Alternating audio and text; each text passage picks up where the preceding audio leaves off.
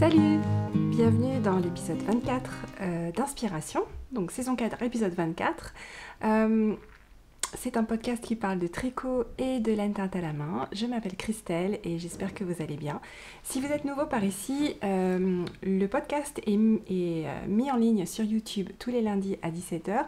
Il va de pair avec une newsletter qui est envoyée également tous les jours à 17h qui vous informe et qui vous donne des news en fait et qui vous dit ce qu'il y a de nouveau dans la boutique puisque la boutique est également mise à jour tous les lundis après-midi.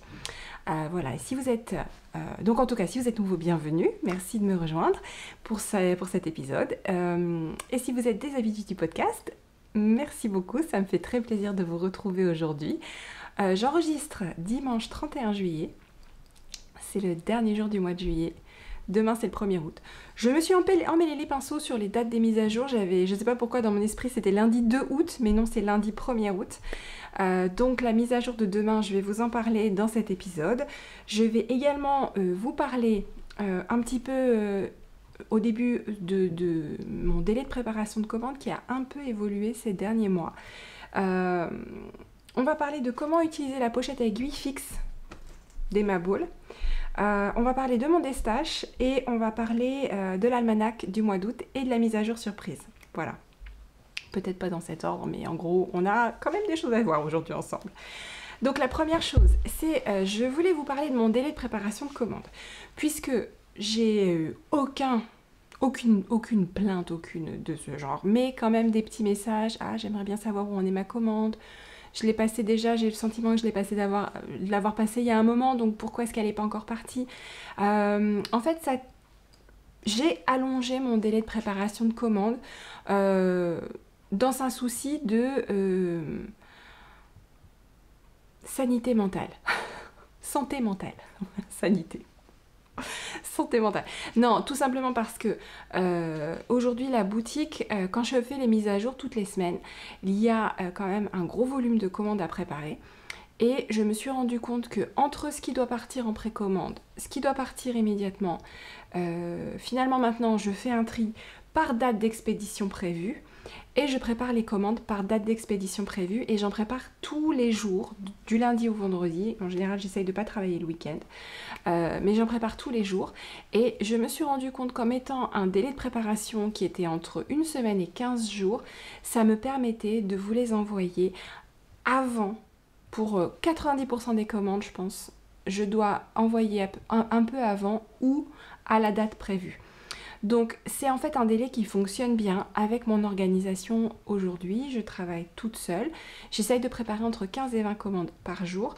Il faut savoir que 10 commandes correspondent à peu près à 1 heure de temps. Donc entre 15 et 20 commandes, j'y consacre entre 1h30 et 2 heures. Et je ne parle pas de l'affranchissement là, je parle juste de la préparation des commandes. C'est le max du max que je puisse faire, ce qui explique que quand j'ai énormément de commandes à préparer, je suis obligée de les étaler sur plusieurs jours et que y en a qui vont recevoir leurs commandes beaucoup plus tôt, mais il y en a qui vont recevoir leurs commandes à la date prévue. Et ça, je peux pas vraiment, je peux pas anticiper à l'avance qui va recevoir quand. Donc c'est pour ça que c'est important pour vous. N'hésitez pas à, si vous avez une urgence quelconque, que vous partez en vacances, que voilà, n'hésitez pas à me faire un petit message en me disant bon, cette commande-là, j'aimerais bien la recevoir avant tel jour. Moi, je peux toujours m'arranger. Puisque je peux, voilà, comme je ne suis pas complètement bloquée par rapport au délai d'expédition, si votre commande a un caractère d'urgence, je la fais remonter dans les jours de préparation. Donc bien sûr, je ne peux pas faire ça pour tout le monde, ça ne marcherait pas, mais je sais que vous êtes adorables et que s'il y a vraiment un truc particulier, en tout cas, je voulais vous encourager à m'en parler et à me dire, et moi je m'adapte à vous, pardon. Mais voilà pourquoi parfois, il y a 15 jours, même pour des articles qui sont en stock et prêts à partir, qu'il n'y a pas de délai de teinture, mais simplement d'un point de vue organisation personnelle, ça, vous n'imaginez pas à quel point c'est plus c'est plus détendu en fait. Ma charge de travail est plus détendue, ça m'aide à m'organiser et surtout ça m'aide à ne pas sans arrêt être sous pression constante de faire partir les commandes. Là, je sais que j'ai toujours un petit peu de marge. S'il y a un imprévu, j'ai un peu de marge. C'est ce qui fonctionne pour moi et pour la boutique. Alors, je sais que on fonctionne pas toutes comme ça. Je sais aussi que j'ai eu vraiment aucun message comme j'ai pu avoir par le passé de personnes vraiment pas sympas qui se plaignaient. C'est vraiment pas du tout ça. Donc ça, je vous en remercie vraiment beaucoup à toutes celles qui m'ont envoyé un petit message pour savoir où en était leur commande. Je vous suis tellement reconnaissante d'être gentille par email, d'être bienveillante et puis voilà, c'est un bonheur en tout cas d'avoir des clientes comme vous, des clientes et des clients comme vous, parce qu'il y a aussi des hommes dans mes clients, hein. C'est un bonheur d'avoir des clients comme vous. Franchement, vous êtes des amours. Voilà, petit message d'amour à vous, de moi à vous. Alors d'ailleurs, en parlant de clientes adorables, j'en ai une qui m'a dit « Oh, tu sais, la pochette d'aiguilles fixe, mes aiguilles tombent. Donc, est-ce que tu veux pas me la reprendre ou me la changer parce que j'y arrive pas. » Je dis « Écoute, je te la changerai, il n'y a pas de souci, mais je vais quand même te montrer comment moi je l'utilise. » Voir si ça voilà, si ça change quelque chose. Donc moi je l'utilise pour mes aiguilles à chaussettes. Donc on est bien d'accord que ce sont pour des aiguilles circulaires fixes, d'accord? Ce ne sont pas pour des aiguilles droites ou des aiguilles interchangeables. Elle n'est pas adaptée à cet usage, hein. C'est bien des aiguilles circulaires fixes.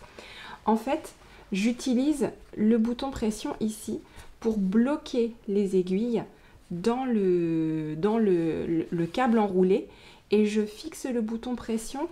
Si vous voulez, les aiguilles font ça, il y a une croix, je fixe le bouton pression au-dessus de la croix. Comme ça, les aiguilles ne font pas le grand écart, sinon et j'ai du mal à fermer la pochette. Donc, si vous passez le bouton pression dans les ronds faits par les câbles et que vous l'attachez au-dessus de la croix, des aiguilles en croix, ça bougera pas. Ça bougera pas. Elles pourront pas tomber parce qu'elles sont tenues avec le bouton pression. Donc, on va faire le test. J'ai pas fait le test, mais on va voir si ça tombe. On a le droit de rigoler un bon coup. Mais ça tombe pas. Voilà, ça tombe pas. Hein, c'est normal en même temps. Il y a le bouton pression. Le seul bémol, là où je veux vraiment vous inviter à faire très attention, c'est que moi, j'utilise cette pochette pour des aiguilles. Alors, il faut savoir que j'adore les aiguilles circulaires à chaussettes en bois. Donc, c'est très fragile. Le seul bémol que j'apporterai à l'usage de cette pochette, c'est que quand vous fermez le bouton pression, faites très attention à ne pas coincer une aiguille en bois entre vos doigts. Vous risqueriez de la casser. Donc c'est vraiment la seule chose. Moi j'y fais hyper attention parce qu'il y a certaines aiguilles à chaussettes en bois de la même façon qu'on a de la laine souvenir. Ben moi j'ai des aiguilles souvenirs que j'ai achetées à des endroits bien précis, parfois où on trouvait pas des trucs, on les trouve pas en France ou des choses comme ça. C'est une question de couleur de bois, hein, on est d'accord? Elles n'ont rien de spectaculaire, c'est simplement que parfois elles sont pas la même couleur, bref, c'est pas grave. Alors, c'est mon cerveau de collectionneuse qui est actif dès que j'aime quelque chose. Bref, donc, juste, c'est la seule chose où je vous enjoindrai à faire très attention quand vous clipsez le bouton pression, de ne pas coincer votre aiguille et de ne pas appuyer, par exemple, si vous êtes sur une surface inégale. Alors, le scénario le pire. Vous êtes sur une surface inégale et vous appuyez comme ça et il y a un trou en dessous et là vous pétez tout. Non, vraiment faites gaffe hein, avec cette histoire de bouton pression. Attention. Donc voilà, j'espère que ça répond à la question qui m'avait été posée. Si malgré tout les aiguilles continuent à tomber, j'échange. Hein, on est bien d'accord. Voilà, je change ou je rembourse. Voilà. Qu'est-ce que je vais vous dire d'autre? Ah oui, toujours, on va dire que c'est une longue intro aujourd'hui. Merci à toutes celles qui pensent à me mettre les informations mondiales relais. Merci, merci, merci beaucoup. On va parler aussi fanfare DFO. Vous pensiez que j'ai oublié, hein? Non, j'ai pas oublié. C'est juste que je me rappelle toujours après avoir filmé le podcast. Donc cette fois-ci, j'ai fait un gros effort. J'ai fait le tirage au sort. On est en retard de mai et de juin, donc je vais vous annoncer les gagnantes de mai et de juin aujourd'hui.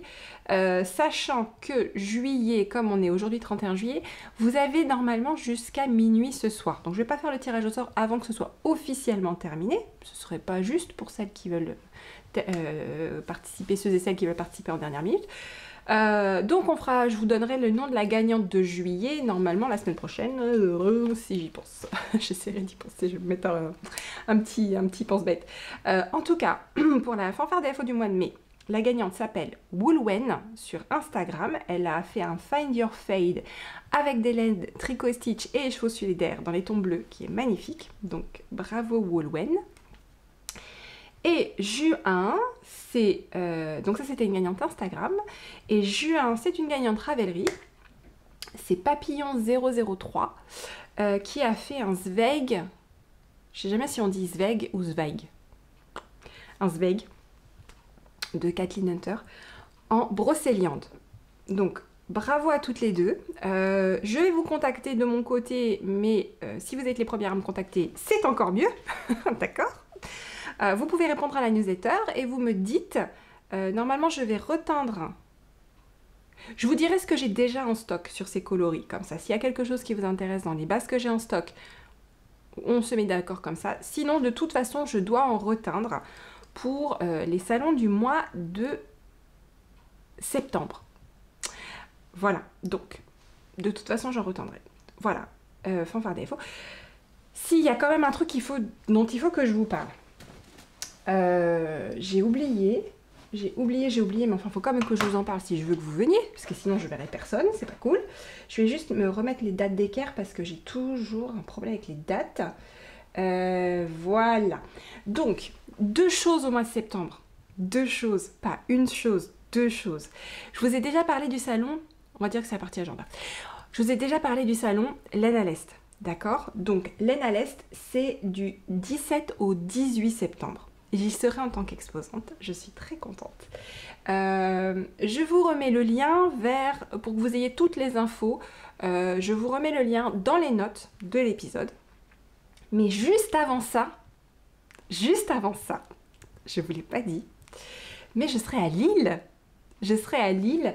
Alors, Tricot Stitch la laine sera à Lille du 8 au 14 à Garage.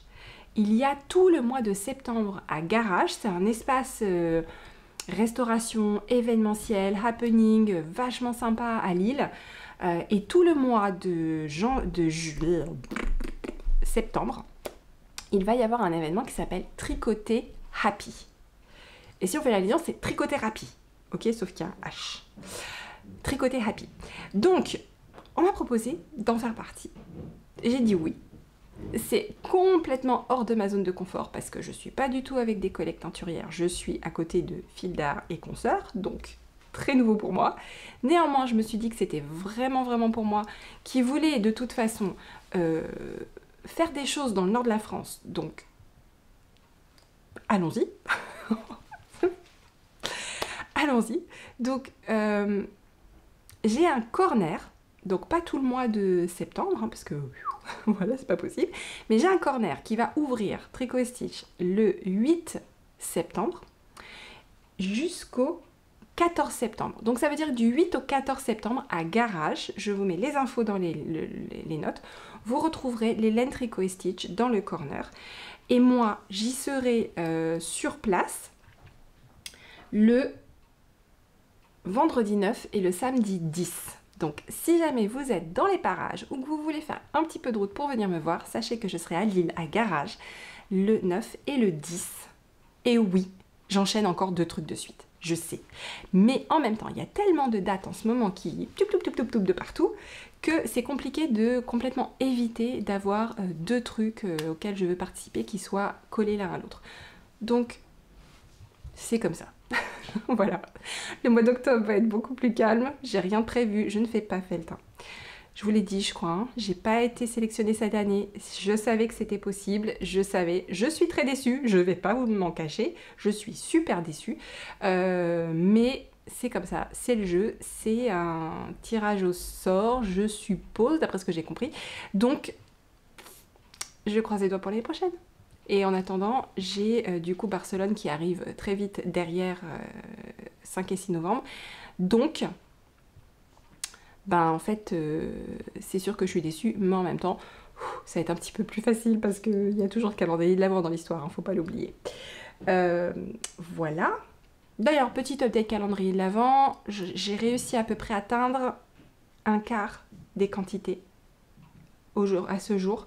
J'espère réussir à atteindre près de la moitié des quantités avant de partir en vacances. Voilà. C'était tout ce que je voulais vous dire. Je vais quand même noter que je vous ai parlé de l'agenda. Voilà. Bon, alors j'espère que vous pourrez venir me voir à Lille, d'accord? Je vous en reparle la semaine prochaine, de toute façon, je vais en reparler en boucle jusqu'à temps qu'on y soit. Dernier podcast, si quand même, je vais vous dire. Dernier podcast de la saison 4, finale de la saison 4, la semaine prochaine. Après, je pars en vacances. Et on reprend les épisodes, normalement, le lundi 5 septembre. Puisque, ouais, lundi 29, ça va faire chaud patate. Le 5 septembre, ça sera le coloris du mois de septembre de l'almanach de la tricoteuse de chaussettes. Voilà, et dernier petit point rapidos sur le destache. Merci beaucoup à tout le monde, toutes celles qui m'ont pris de la laine, etc. Tous les messages, je suis à la bourre sur les messages du destache. C'est incroyablement chronophage. Incroyablement chronophage. J'ai mis seulement un tiers de ce que j'ai décidé de vendre sur le destache. Je pensais le faire tout d'un coup. Non, impossible. Donc, si je peux, je remettrai quelque chose. Je sais pas si je le referai avant de partir en vacances. Ça n'a peut-être pas beaucoup d'intérêt si je peux pas vous les envoyer tout de suite. Ce sera peut-être au mois de septembre, la prochaine partie. Je vais voir. De toute façon, je vous tiens informé. Je vous mets un petit mot... soit dans la newsletter de la semaine prochaine. Enfin, je verrai cette semaine comment ça se passe, si j'arrive. Et puis, tout ce que je peux faire partir avant mes vacances, je fais partir avant mes vacances, sachant que finalement, je pars que le 13. Je devais partir le 11, mais en fait, je pars que le 13. Ça me fait gagner 2 jours. Voilà. Alors, je vais tout de suite passer sur la surprise. Étant donné que je m'étais emmêlé les pinceaux sur les dates, la mise à jour surprise, je ne peux vous révéler la surprise que le 2 août.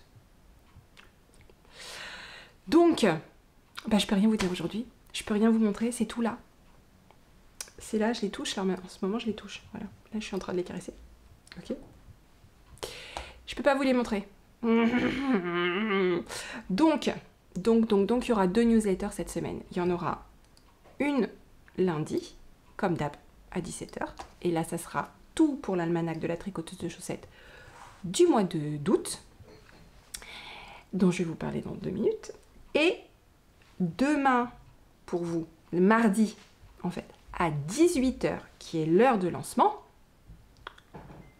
d'accord ? Vous recevrez une newsletter qui vous donnera tous les détails. Mais je n'aurai pas la possibilité de vous les montrer en vrai comme ça. Je vous les remontrerai peut-être dans l'épisode de podcast de la semaine prochaine. On va faire ça, d'accord ? Donc, 2 newsletters cette semaine. Lundi, 17h pour l'almanach de la tricoteuse de chaussettes. Et mardi, 18h pour la mise à jour surprise. Et oui, je pourrai grouper vos commandes si vous souhaitez grouper vos commandes. Pas de souci. Voilà, je grouperai. Je grouperai un maximum. N'hésitez pas à me le redire par contre, parce que, eu égard à ce qu'on s'est dit en début d'épisode, gros volume de commandes veut dire pas beaucoup de visibilité. Comme je les traite par batch de 20, si vous m'avez pas dit, Christelle, s'il te plaît, groupe mes commandes, moi j'ai pas forcément été voir dans 80 commandes plus tôt s'il y avait vous déjà. Donc si vraiment vous voulez regrouper vos commandes, dites-le moi. Sinon je regroupe pas. S'il se trouve qu'elles étaient rapprochées dans le temps et que je les vois, je le fais. Quand je les vois, je le fais. Mais ça m'est arrivé là de faire partir 3 commandes, 3 badges de suite quasiment, pour une personne. Bon bah ouais, désolée, mais j'ai pas vu moi, j'ai pas vu. Donc, almanach de la tricoteuse de chaussettes. Vous savez que l'almanach de la tricoteuse de chaussettes, c'est une idée qui remonte à avant Amélia. Donc avant 2018. Je pense que j'ai dû l'avoir en 2017, cette idée. elle n'avait pas du tout cette forme-là, en fait. Je commençais à peine à atteindre de la laine, c'était pas du tout quelque chose que j'envisageais comme une activité pérenne. Donc, vraiment, ça n'avait pas cette forme. Mais cette idée d'avoir un patron et une laine associée dans un thème mensuel, ça fait longtemps que j'y pense. Et ça fait longtemps que j'y travaille. C'est-à-dire que mon Pinterest est plein de boards que je n'ai pas encore exploité à ce jour, d'idées, de coloris, d'idées de thèmes. Du coup, à l'époque, c'était plutôt des idées de thèmes qui se sont retrouvées parfaits pour faire des coloris, en fait. Voilà. Et comme j'étais vraiment déjà très... dès le départ, c'était une idée d'almanach. Donc, il y a vraiment cette approche très saisonnière, mensuelle et saisonnière. Donc là, j'ai été chercher un mood board que j'ai préparé il y a des années, que j'ai toujours adoré. Je me rappelle, je l'avais préparé parce qu'une année, on a eu la chance de pouvoir aller passer des vacances de Noël dans la famille de mon mari en Guadeloupe. Et c'était magique. Surtout les balades sur la plage au coucher du soleil. C'était juste magique, d'accord, c'était magique. Donc c'est cette expérience qui m'a fait faire un mood board sur ce sujet du coucher de soleil sur la plage. C'est vraiment, si c'est quelque chose qu'on a l'occasion de vivre dans sa vie, c'est merveilleux. Donc, et pas seulement sur une plage des Caraïbes, hein, ça peut être une plage normande, c'est tout aussi génial et magique. Donc, voilà l'idée pour ce mois-ci, je vous mets le mood board. C'est vraiment coucher de soleil sur la plage. Et j'avais envie, en fait, parce que le coucher de soleil sur la plage, c'est sûr, on peut l'approcher d'une façon très jaune, sable. Voilà. Mais parfois, il y a le ciel qui s'embrase. Le ciel s'embrase et on peut avoir des couleurs de ouf. On a le bleu de la mer, on a le ciel, on a le soleil. Et on peut se retrouver avec du rose, on peut se retrouver avec du violet, on peut se retrouver avec des couleurs de malade, quoi, des couleurs de malade. Et j'ai vraiment essayé de capturer ça dans la laine de ce mois-ci, c'est-à-dire toutes ces nuances qu'on peut avoir qui durent très peu de temps quand le soleil se couche, ça dure très peu de temps, on a à peine le temps de les contempler, on tourne la tête, on fait quelque chose et paf, c'est fini. Ce ciel qui se part de couleurs magnifiques, c'est vraiment un instant très court. Donc j'ai essayé de le capturer dans la laine. Et donc je vous présente le coloris du mois qui s'appelle Beach Sunset. Parce que coucher de soleil sur la plage, je suis désolée, hein. Moi j'aime le français, mais c'est trop long, d'accord? C'est trop long pour marquer sur une étiquette de laine. Non. Surtout si on doit le faire 150 fois. C'est pas possible. Donc voilà, Beach Sunset, ok? Alors, je vais vous en parler un peu plus en détail et je vais vous montrer les bases, d'accord? Mais le voici. Donc, comme d'habitude, il y a des échevaux qui vont être un peu plus punchy en couleur et en speckles, d'autres qui vont être un peu plus doux. Ceux-là, je pense qu'ils font partie des doux. Il y en a qui sont un peu plus funky, hein. Après, franchement, je sais aussi que parfois, moi, j'ai l'impression que c'est très différent. Et en fait... peut-être un peu tatillonne aussi, mais bon, enfin bref, je préfère vous le dire, il y en a qui sont plus vifs que d'autres. Après, bon, si vraiment vous me dites, ah, je préfère un clair ou je préfère un plus vif, dites-moi quand même dans la zone de message au vendeur, je ferai le max pour vous mettre ce que vous préférez. Alors, donc, du coup, le coloris en lui-même, je vais vous le présenter sur Extra Fine Fingering, voilà. Le coloris en lui-même, c'est une base. Donc j'ai vraiment essayé de reproduire le coucher de soleil, d'accord? Mais je m'amuse beaucoup quand je fais de la teinture. Donc, j'ai commencé par le sable, d'accord? Je commence beaucoup par le sable, hein. La dernière fois, j'avais commencé par le sable aussi. Mais en fait, c'est comme une peinture. Je suis comme en train de faire une peinture. Après, j'ai fait le ciel. Et là, j'ai vraiment fait une technique de teinture différente, c'est-à-dire que j'ai mélangé en liquide plein de couleurs en même temps. Au lieu de faire des zones, j'ai... Voilà. Donc, on commence par le... J'ai essayé de travailler le violet du ciel avec des vraiment l'image qui m'a inspirée, c'est celle où il y a des nuages qui vont des tons roses au violet, avec la mer bleu, le sable dans les tons rosés et des touches de couleurs un peu partout. Donc on retrouve vraiment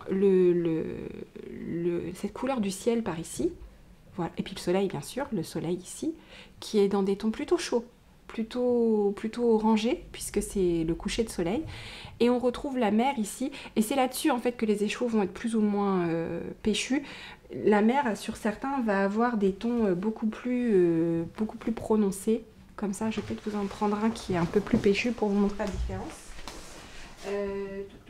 Ouais, voilà, par exemple, lui. Voilà. Par exemple, lui, la mer va être un peu plus intense, et les speckles aussi, parce que, voilà, on voit que c'est un peu plus foncé. Bon, on est d'accord que c'est pas... On voit bien qu'on est dans le même coloris quand même, il n'y a pas de souci. Mais il y a des moments où le bleu ressort plus. Donc voilà. Après, là, il est aussi... bon, il y a des parties qui sont sous... voilà. Mais bon, je préfère vous le dire quand même parce que c'est vrai que c'est une des caractéristiques de la teinture artisanale, s'il n'y en a pas deux pareils. Il n'y en a pas deux pareils. Même si je les teins côte à côte, ils ne seront pas pareils. Il n'y en a pas deux pareils. Il y en a des plus clairs, il y en a des plus foncés, il y en a qui ont plus de speckles, d'autres qui ont moins de speckles. Il y en a qui vont être très asymétriques au tricot. Là, le dernier que je suis en train de faire... D'ailleurs, vous parlez projet quand même, j'avais zappé. On va en parler rapidement. Hop. Le dernier que je suis en train de faire, le coloris du mois dernier, journée d'été, j'ai l'impression qu'il va être très asymétrique. Parce que, je fais une petite parenthèse rapidos. J'ai pas beaucoup de speckles en fait. Sur les échantillons que j'avais tricotés, et sur la chaussette en elle-même, j'ai pas beaucoup de speckles. Mais le cake, on a l'impression que c'est pas la même couleur. Donc, il risque d'être assez asymétrique celui-là. Pourtant, je les tricote quasiment tous mes coloris, tous ne sont pas comme ça. Mais sur certains, ça dépend comment les chevaux s'est mis pendant l'aventure. Ça peut arriver. Donc, on revient à lui. Qu'est-ce que je vous disais? Oui, je vous avais parlé de la plage, du soleil, des nuages, des speckles, plein de speckles, vraiment plein de speckles.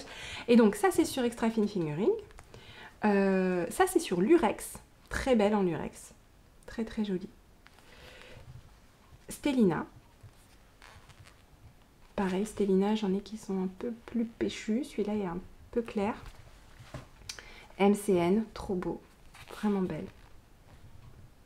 Et j'aime que ce soit un coloris qui soit plein de couleurs et des couleurs assez fortes finalement, parce qu'on a du jaune orangé, on a du bleu canard, il y en a qui disent vert canard, moi c'est bleu canard. Bleu canard, on a du violet, on a du rose, et pour autant, ça fait un coloris qui est tellement doux. Regardez-moi ça sur BFL et Soie. C'est doux, c'est chaud, c'est...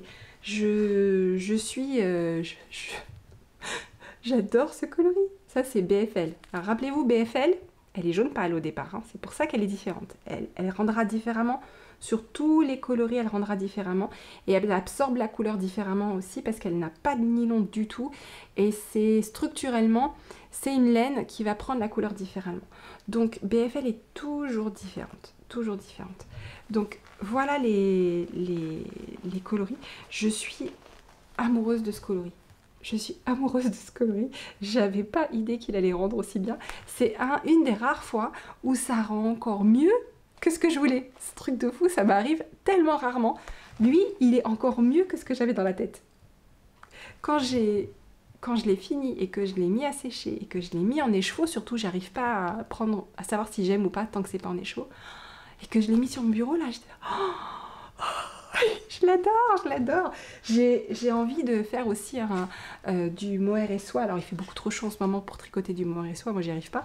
Mais j'ai trop envie de faire du mohair et soie. Je le vois trop dans une grosse pièce quoi. Il est canon. Il est juste canon. Je pense que dans une grosse pièce, il est... Oh, je vais le faire. Je vais le faire. Alors regardez, je vous ai même fait le petit marqueur coordonné. Voilà. Couleur coucher de soleil. Voilà pour le mois d'août. Alors, j'éteins une bonne quantité.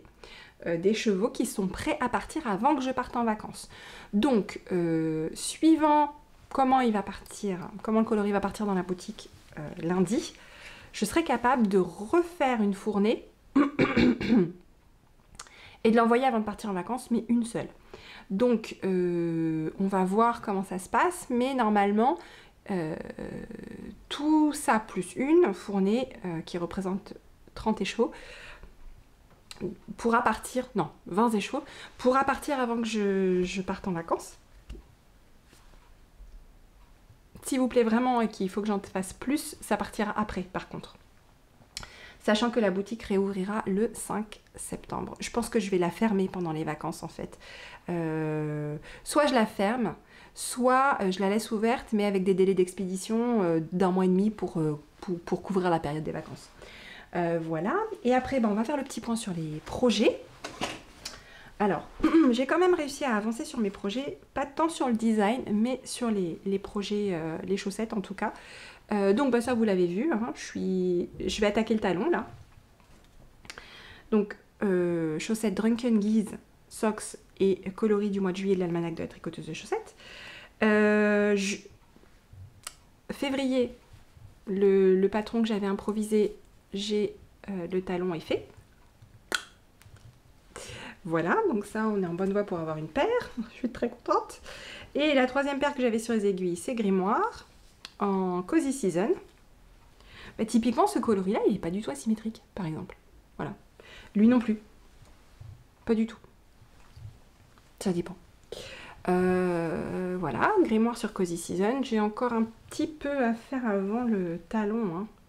Ah, puis j'ai zappé un truc, dis donc. J'ai massacré mon propre patron. J'ai oublié de faire la section tout au point mousse. Bravo Christelle.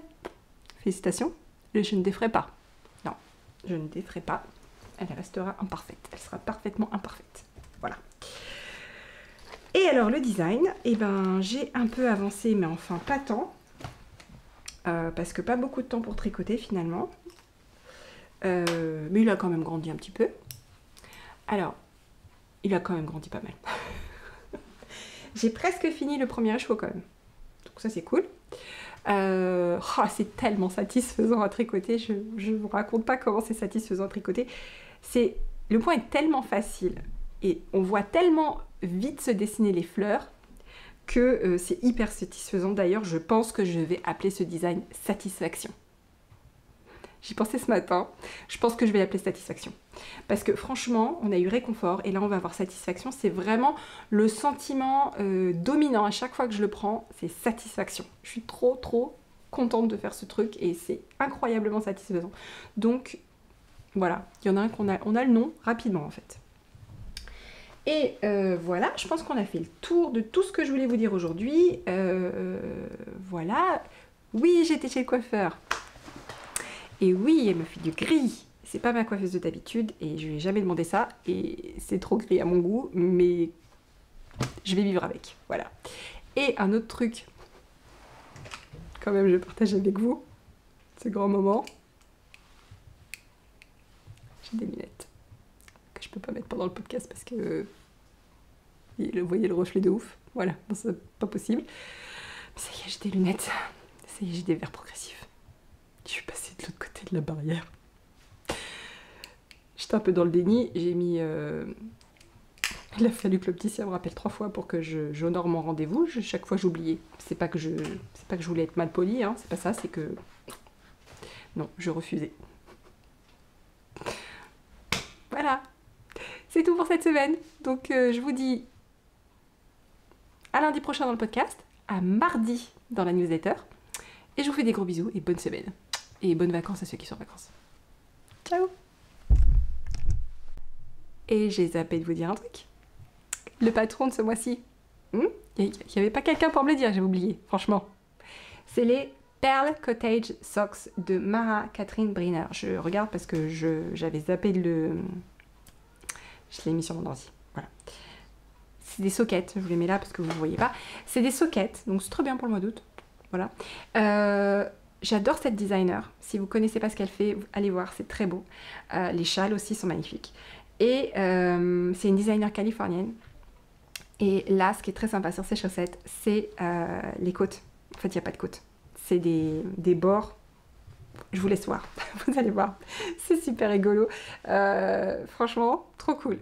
Donc voilà, c'est tout, c'est vraiment tout cette fois-ci, je vous fais un gros bisou, à la semaine prochaine, bye.